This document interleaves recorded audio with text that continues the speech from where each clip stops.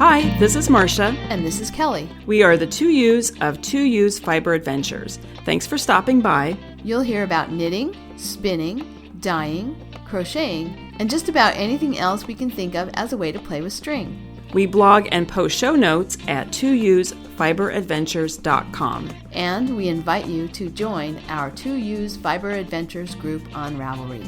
I'm 100 Projects. And I am Better in Motion. We're both on Instagram and Ravelry, and we look forward to meeting you there. Enjoy the episode.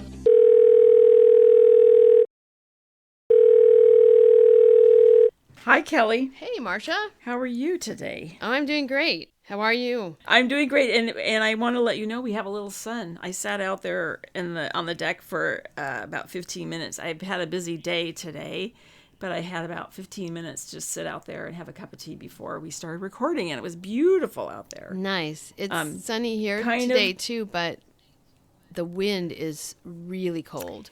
But we had great sunshine on Easter, and I got my fill, so I can manage until the cold wind goes away. Yeah, this is it's not hot by any means. It's really cold by your standards today. It's about 51. But just sitting out on the deck, if you're out of the wind, a little protected from the wind, it's quite lovely. It's definitely not t-shirts and shorts weather, right? But just a nice break and beautiful blue sky, but the wind is still really cold. But anyway, well. This is not going to be our regular episode. We should just say this. We're not going to talk about project updates. We're going to announce prize winners. But should I just lead into this? Yeah, go ahead and tell people what this episode is going to be. Okay, well, we had our teaser in the last episode, but in this episode, we're actually going to bring you the interview that we had with Laura Bellows from JUL Designs. And so just have people take a listen to the interview. I think it's really interesting what she has to say. Mm-hmm. And then she has kindly offered us a discount. So if you go to her website and use the promo code 2U's, all in caps, and of course 2 is spelled out TWO. It's a 15% discount. Anything you want to say about the interview, or? Just that we did the interview on the floor at Stitches, so there is definitely background noise, and it's a little echoey because it was a big expo space. But the content is, I think, good enough that it overshadows any problems with the sound quality. So, yeah, I hope you enjoy it. So, and then just stick around because we will announce the winners of the Winter Weave-Along and the prizes. Yes, we will be doing that at the end. So, all right, enjoy the interview. Well, welcome. Thank you. So I'm going to say we're here with Laura Bellows with JUL Design. And the first thing I want to ask you, is JUL Design the correct pronunciation? Yeah, JUL. My son's name, I didn't want to name my business after myself. I've never really liked my name. It's okay, but it's not exciting, like, Gabriella or something. So, but I love my son's name, Julian. So it's his name, and then JUL, because I call him JUL. And then, of course, it's a play on words. It sounds like jewel, like Jewel. And I knew that what I wanted to do was make jewelry-like components. So that's how the name, that's where it comes from. I thought it, because I knew your son's name is Julian, so I thought perhaps it was related, and that's correct. Yes, indeed. Yeah. It is related, yeah. Well, tell us a little bit about your company and then how you started. I'm trained as an anthropologist, a cultural anthropologist, and I did my field research in Bali, Indonesia. And I was there on a field trip collecting data about marriage by capture that happened during the Japanese occupation of Indonesia before they declared independence.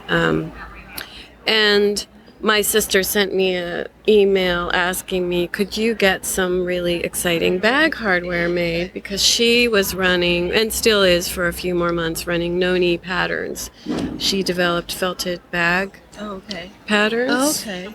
And she was quite viral before that was really a thing. And so, 16 years ago or whatever. And she asked me, do you think you could get some really cool hardware made for me? Because she felt like she couldn't find anything very exciting. So I said, of course I could do that. Not really understanding the complexities of product development, but Kelly and I have had the same experience. Things that we think are going to be easy are not that easy. Yeah. But I knew, there are lots of artisans. There are people making jewelry. It's got to be able to do it. So I asked a very close friend of mine, Balinese friend, to help me, and he gave to me. That's the verb you use in Indonesian, is to give, or to like. It's not like bequeath, but he gave to me my creative partner who I work with to this day. He introduced us, and we started. That's when our collaboration started, and I made beautiful bag rings out of semi-precious metal with stones precious metal, silver. I made silver and semi-precious stones, and then incorporated rosewood with stones set in silver, and beautiful, beautiful stuff. Too beautiful, my customers told me, to go on a bag. But boy, wouldn't it be a pretty shawl pin. Oh, okay. And because I was also developing a line of knitting needles that my producers did not kiln dry as I had requested, the knitting needles warped.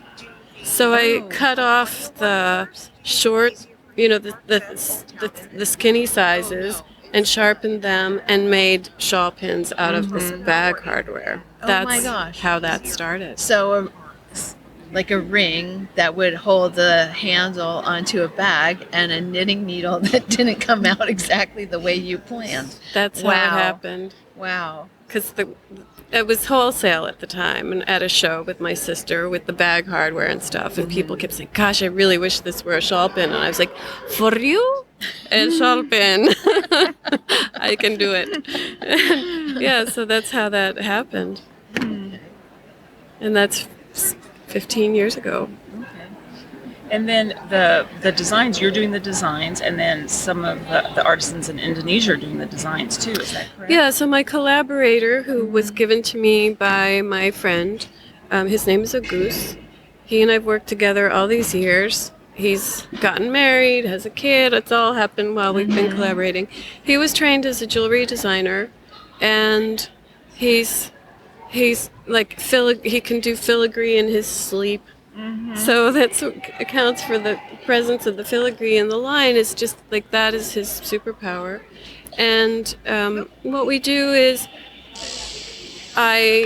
because I'm the one with kind of the sense of what's going on in the market here, I say, okay, I've got this vision of a collection that's going to do this, this, and this. And let's work on, simple shapes, or let's work on animals, and want to, have this and this concept. And I send him a bunch of images, and then he sends me ideas, and then we narrow down what we're going to focus on, and how do we have to tweak that particular design in order to bring it to market. And sometimes we try stuff and it doesn't work. And we don't end up producing that design, and some things fail. I've learned about myself that I'm a bit of an outlier.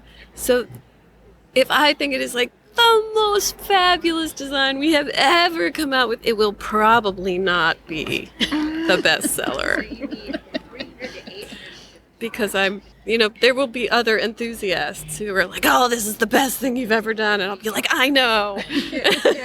That is true about design, that there's sometimes where people just connect over something, that you have the same mindset, and then other people don't see it. They don't see it. Yeah, I understand that. Yeah, and we've also learned that if a design is too hard to execute, we should just bail.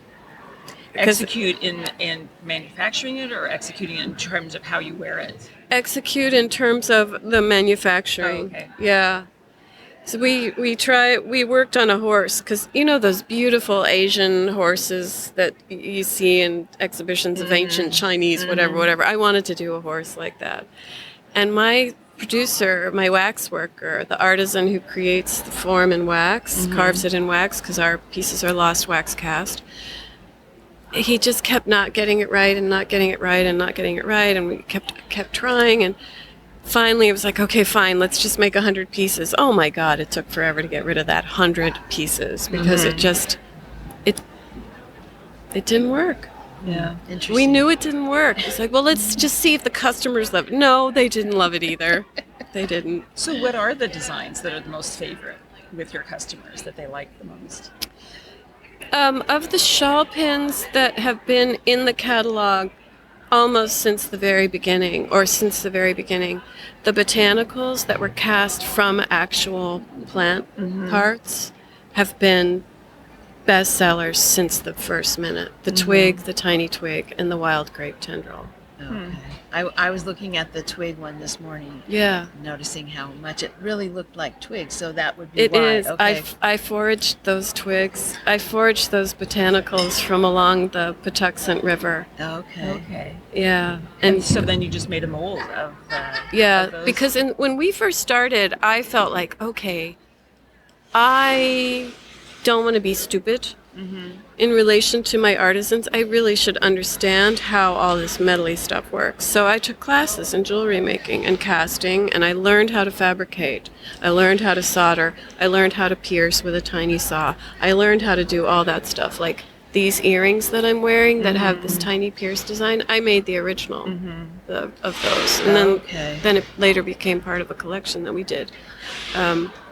Unsuccessful in terms of, I thought, oh, our customers, they wear jewelry. They'll buy jewelry from us. No, they don't buy jewelry from us because they don't think of us as jewelry producers. We do knitwear stuff. So I think people don't even see that there's a category for jewelry on the website. And it's beautiful. I love it. And but yeah, that's one of those moments where it's like, okay, I think it's one of the most fabulous things we've ever done, but it didn't work.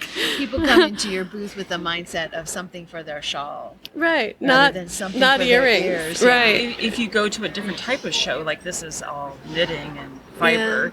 If you go to a different type of show, do people see the jewelry differently? I haven't done that. You've never done that? I Okay. haven't. I just kind of, it's in the studio, collecting dust, all this beautiful silver stuff. Someday, I don't know how it will disappear, but maybe it will. But I took these classes because I thought I learned when I was doing my anthropological research that knowing something about the subject allows you to ask intelligent questions and to get somewhere interesting in a way where if you're starting with nothing, then you don't know. If you don't know anything, you don't know what questions are relevant, you don't know what information's relevant, you can't evaluate the information they're getting. So you have to have a foundation as a starting point. And so I did that with metal too. I decided to learn about it, and it made a huge difference, because then when Agus and I are talking about designs, I can offer suggestions about how we might execute that particular shape, because there are different techniques we can use. Are we going to fabricate it directly in metal? Are we going to make it in wax and then cast it? Are we going to do a combination of those two techniques? And you know some of the limitations of the techniques. Absolutely. Now that you've got that experience. So I don't ask my artisans to do stuff that's impossible and then get mad at them for saying they can't do it. Right. I know if it's going to be hard. Yeah. So That makes sense, yeah. that was really an important decision to make, to educate myself like that. Yeah. And then with leather, I did it too. I bought a sewing machine and learned how to I made leather bags for a while. I'm a good leather worker. I can make clothes out of leather now. But I really just make little closures. But having that ability to manipulate the material myself means that I can do a better job designing in that element. Well, and it sounds that you have such a close relationship with the artists that are creating the pieces and manufacturing the pieces. You have a very close relationship with them. Yes, and those are long, enduring relationships. Yes, and one of the things that we've had to do over the years is we're working with artisans who make jewelry. They don't make what we make. And so it's been a process of coaxing them to try something new, to take a risk, to make something that's not an earring, not a pendant, not a ring, not a bracelet.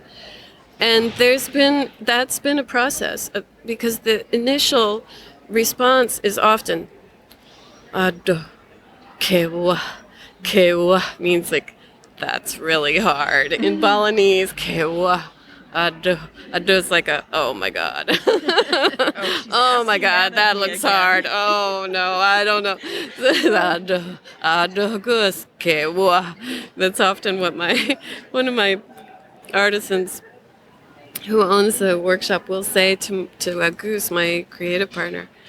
And then, we have to just say, okay, well, how about this? And talk through the process of, making a hook and eye, developing a mechanism that functions the way we want it to function, something that is light but robust enough to work on the body. And these are our constraints, and they're different than earrings, which don't take any stress. Right. So getting to the point where our artisans understand what we're doing and trust us enough to be willing to work on the design, because they could pass. They could say, you know what, this could just end up being a lot of time and no work in the end. That has been a commitment. So when we write Fair Trade, all of that work at building rapport and building trust with our artisans, and paying them what they ask for and never saying, oh, can you do that a little cheaper? We never do that, never.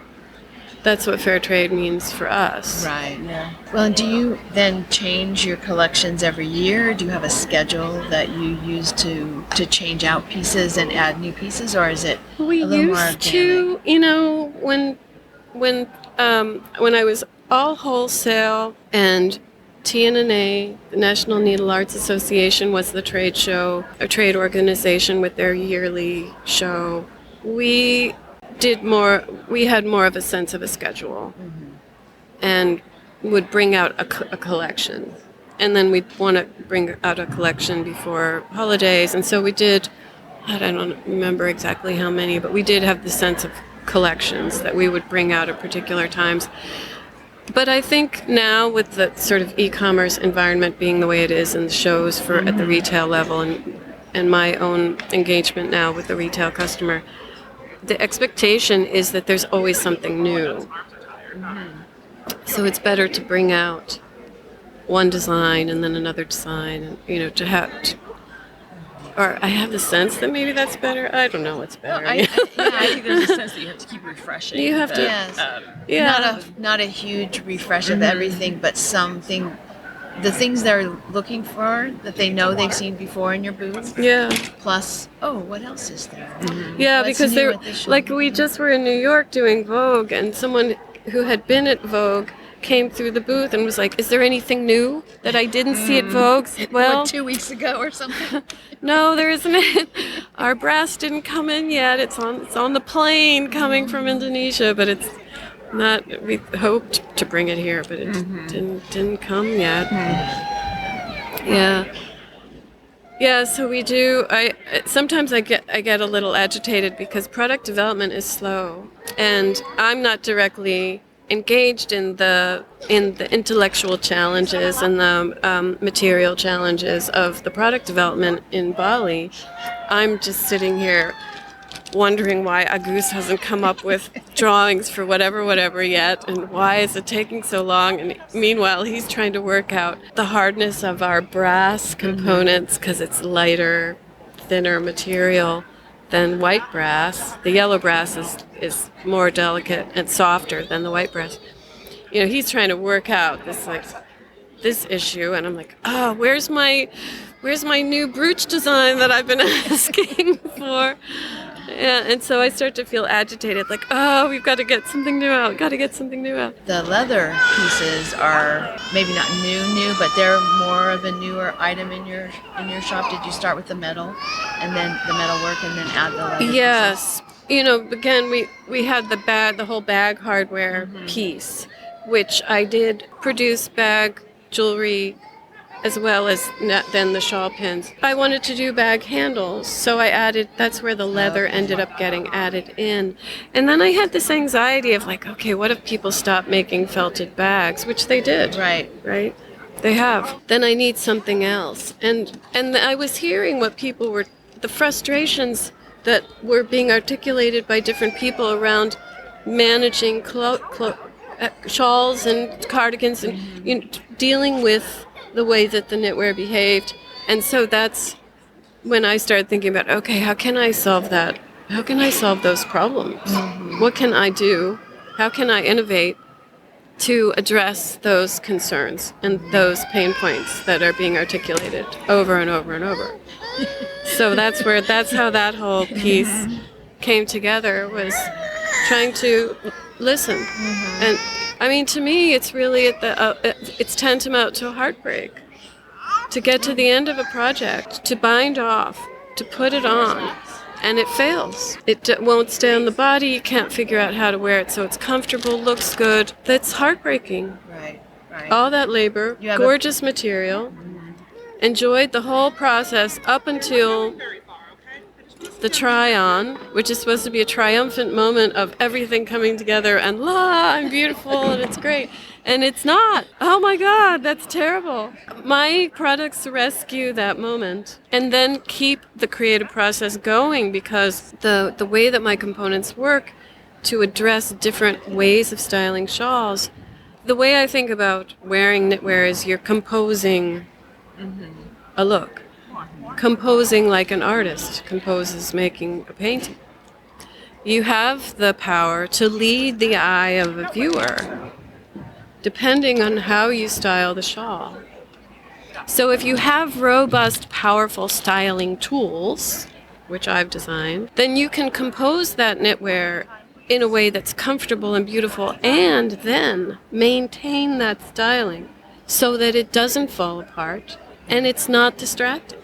Yeah. We were talking in the booth the other day, and you were talking about how if you have your shawl on in a way that you now don't have to think about it anymore, that it frees your mind to go create other creative things. Yes. You're not fussing with your shawl Absolutely. all the time. Absolutely. I hear every day when I interact with people who are wearing knitwear, and it's cardigans too, hear that frustration of, oh, my cardigan design didn't have a closure and it pulls to the sides, it uncovers the bust. I don't want it to do that. I need something to hold it closed, or I wear this shawl and it's falling off and I just end up throwing it down, and really I need something. And I love making shawls and I want to wear them, but I don't wear them because they're so annoying. We've all been there. I know. Yeah. And as I've engaged intellectually with this series of dilemmas and frustrations, what I've worked to do is investigate what shapes can I create with my samples that I've made. What shapes can I create on the body, and what's comfortable, and how can I hold it in place? And so I've thought about what the work is that shawl sticks do, which is the shawl sticks are very powerful in a way that I didn't appreciate until fairly recently. They control 4 inches of knitwear in one component. If you thread them in and out of the knitwear, and we put wiggles in our sticks so that every time you thread it in and out of the knitwear, the crochet wear, it's going to become more secure because you're exploiting the tension Kind of that settles into those ripples. Exactly. And so if you have, depending on what kind of overlap of the knitwear you have, and under the under layer and the upper side, Do you use a stick oriented vertically because you've got a shallow overlap, or do you have a deeper overlap so you would orient the stick horizontally to control the entire overlap, or is the overlap 8 inches deep and you need 3 stud buttons to control the overlap so that it stays flat and controlled?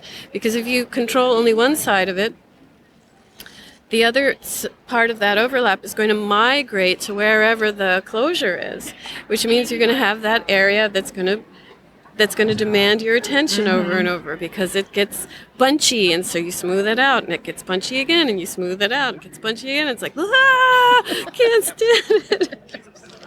You know, this is slightly unrelated, but kind of related. When you're talking about control, I took a weaving class, and I'm a new weaver, so it's the first time I'd really done any weaving, and the teacher kept telling us that yarn under tension is yarn under control. So it's kind of the same thing. You're not putting it under tension, but you're putting it under control. It's all about controlling whatever it is you're working with. In this case, you're styling your shawl. You have it under control. And I suppose actually, I think what she says is relevant to this situation too, because if you have a deep overlap, say an 8-inch overlap in the front, I prefer flat stylings of shawls because then you can see the knitting. They're not bunchy, and you know where you need to manage the behavior of the knitwear in a flat styling. So if you're putting a closure at the let's just imagine it as a box. You've got a deep overlap, and so you create sort of it's almost like a double-breasted configuration of components. So you are creating tension across that overlap between the components that are managing the outer edges of the upper layer and the lower layer. You are doing that. So I like what she says. I want to remember that. I stole it from her, but I'm giving it to and you. now I'm going to borrow it from you. You could have, But I think that's true under, actually all of fiber projects. You need to have some control, and a lot of times that is tension. Yeah, and it has to be just the right amount of tension, or it's pulling, or it's loose and floppy. Right. So getting that smooth, clean, crisp, comfortable connection.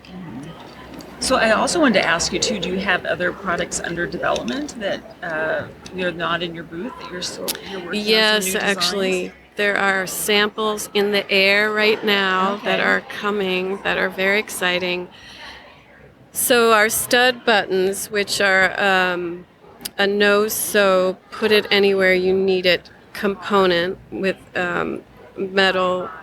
The mid-century modern stud buttons are our newest innovation in the space of the no-sew closure, where the shaft of the stud button goes in between stitches, and there's a backing on the back, a leather backing that snaps over a little bead on the end of the shaft, if you can visualize that.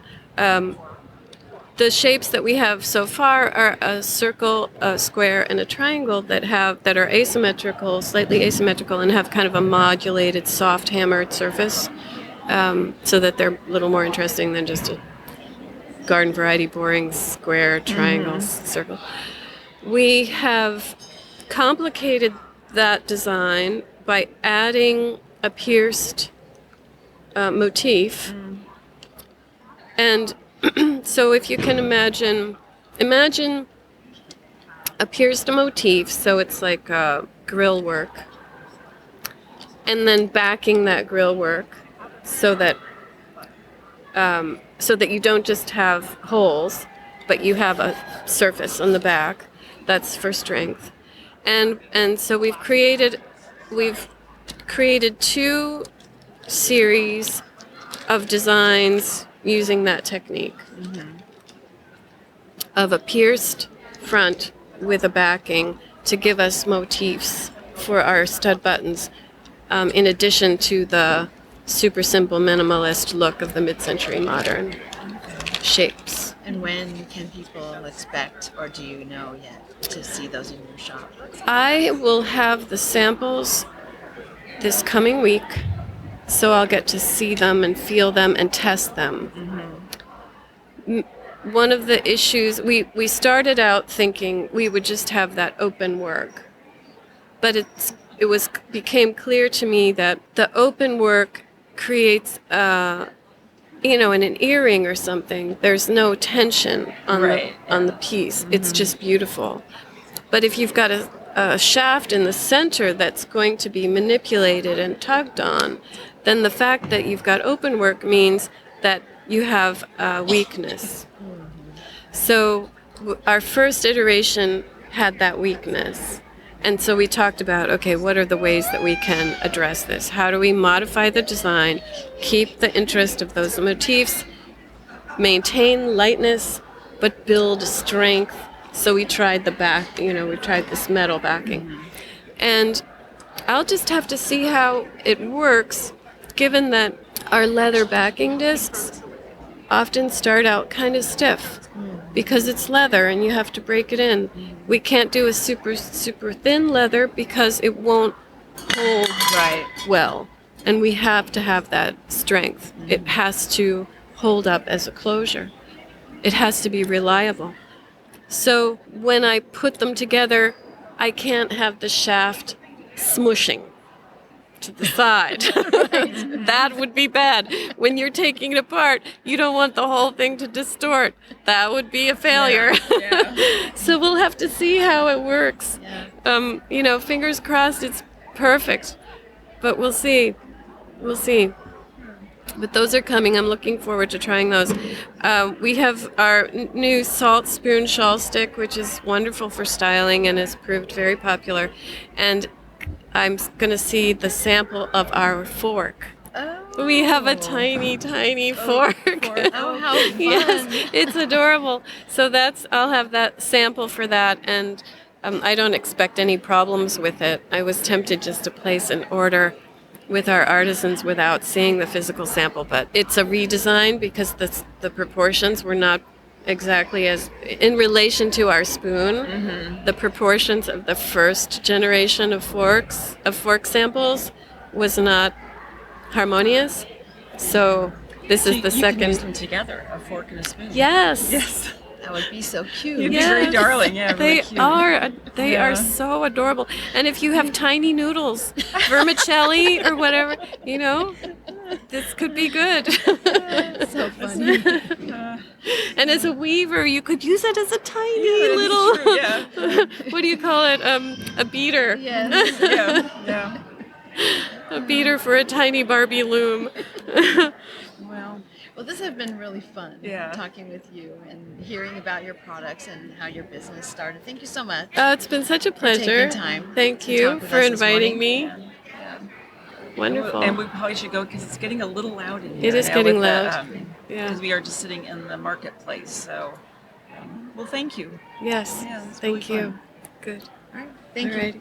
I hope you enjoyed that interview, and we're back, and we're going to be drawing our prizes. And I just wanted to let people know a big, giant thank you to the Jane Stafford Guild. Jane is providing one of the prizes, a membership to the Jane Stafford Guild from her company, Jane Stafford Textiles. And so I want to thank her for that, and that's really exciting to have one of those memberships donated.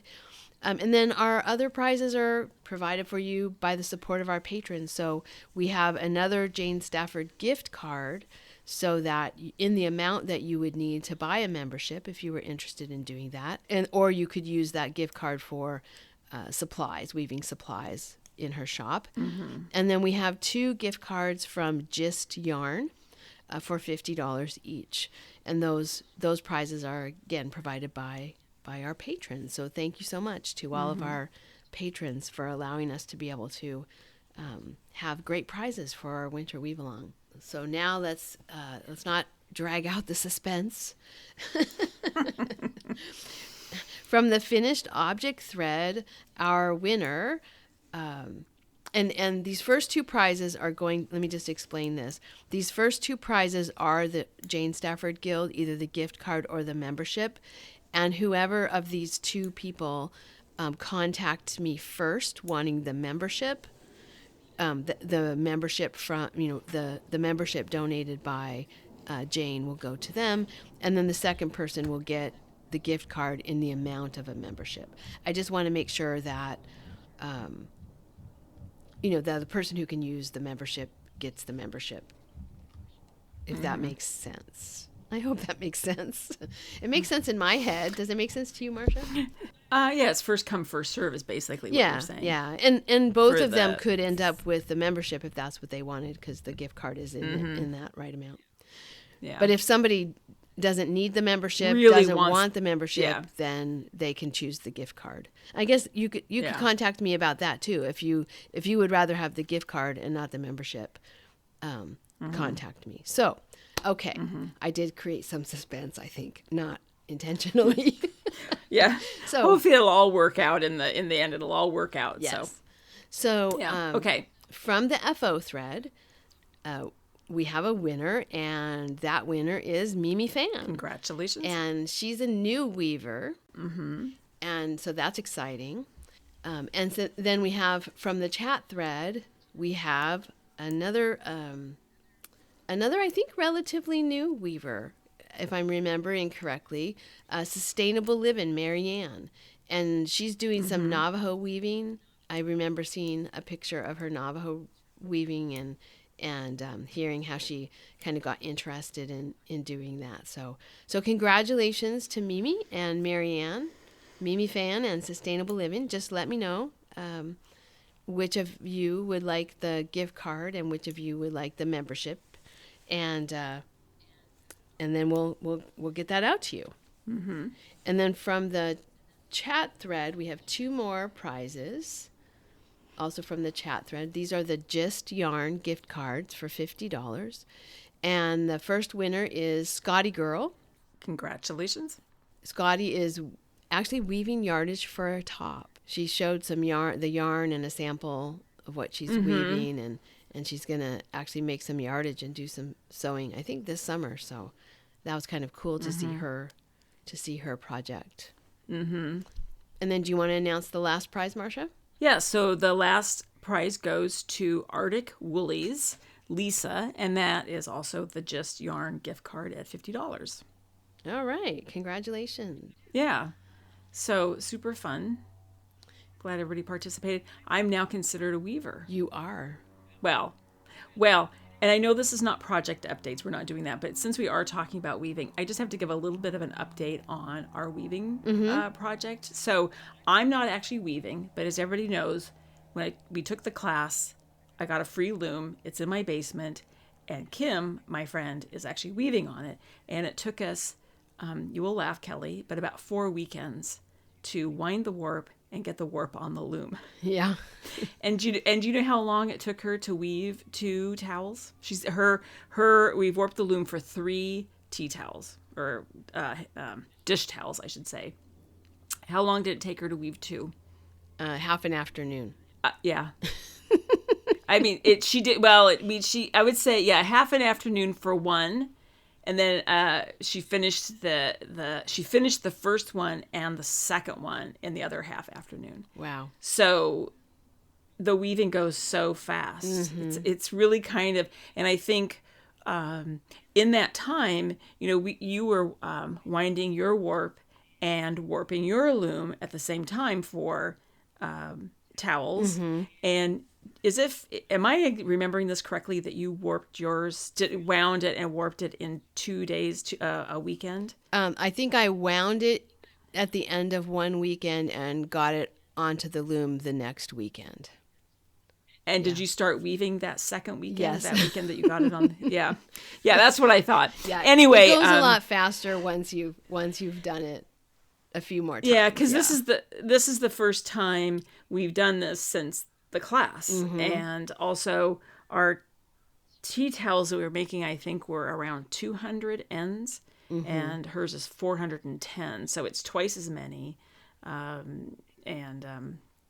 We're having to gather materials and trying to sort of, when we don't have the right thing, I'm trying to figure out things like what can I, like putting something under to lift the shafts up, to hold them up, trying to find the right box that will fit under there, and like all these things. Why? So, can I ask a question? Why did you need to hold them up? because they told us to do that, Kelly. I'm sorry. Okay. Because I never do Well, that. well, so I think the idea is if you lift, I think that if I recall from class, and if somebody knows a better answer to this, but I recall the reason we did that is that you lifted them up so it was easier on your, they're at a higher level, so it was easier on your back to have them raised up. Okay. I don't know. But we all were told to do that. But there's several things that we were taught in class that you are scratching your head about. Yes, that's true. For example, and again, not to go into a whole thing about this weaving, but for example, the warping board, we were told to measure out, say you have a 3-yard warp, you measure out a non-stretchy piece of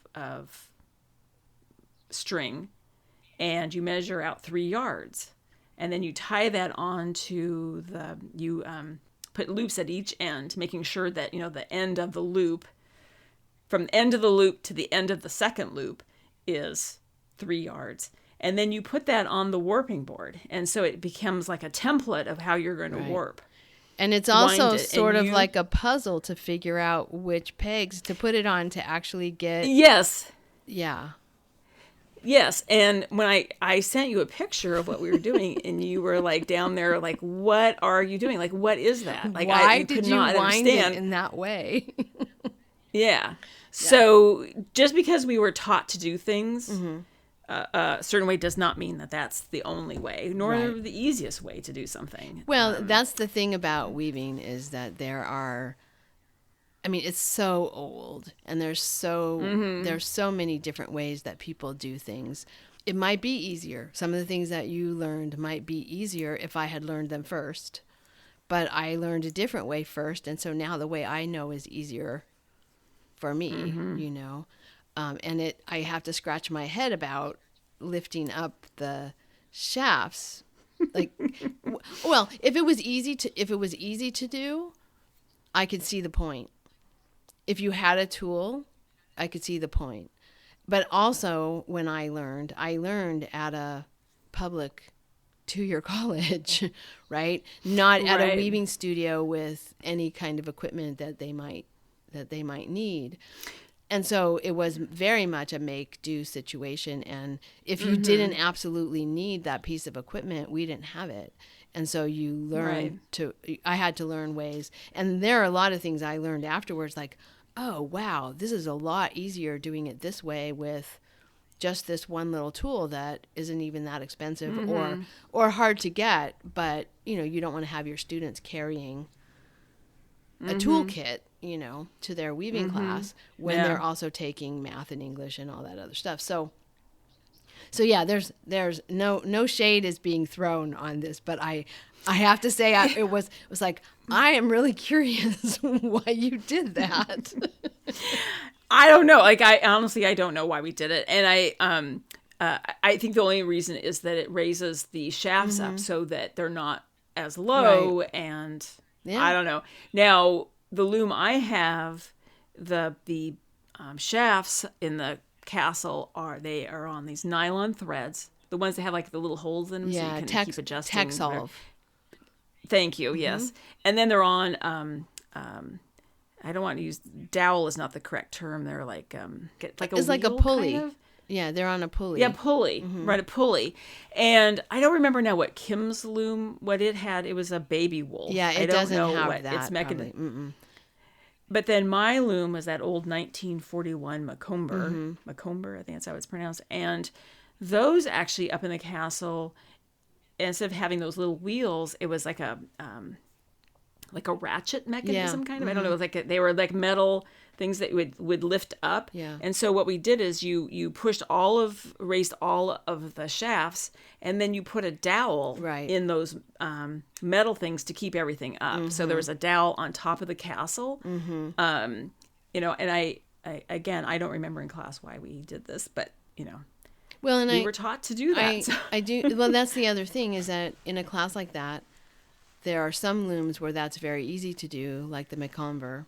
And I have actually, now that you say that, I have seen that done on a loom like that.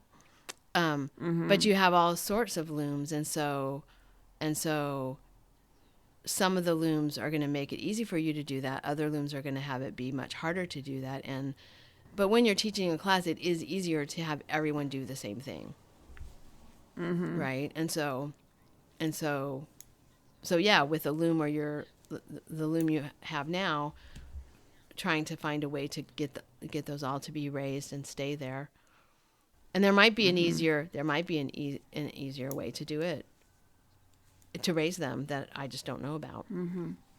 Yeah. And this isn't the loom you wove on in class either, so that's the other. The other thing, right? So interesting. Well, cool. Is Anyway, Kim so happy with her weaving? Yeah, she is. She's very happy with it, and